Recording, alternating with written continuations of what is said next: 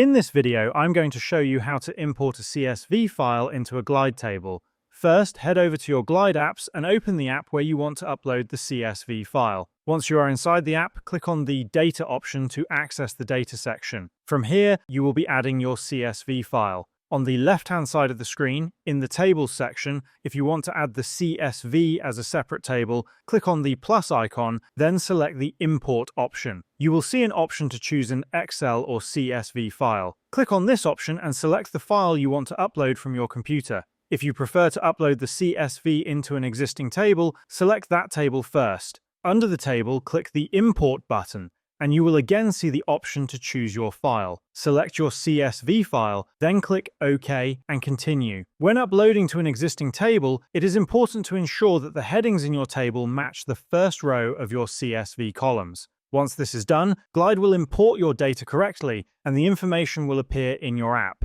And this is how you can successfully import a CSV file into a Glide table.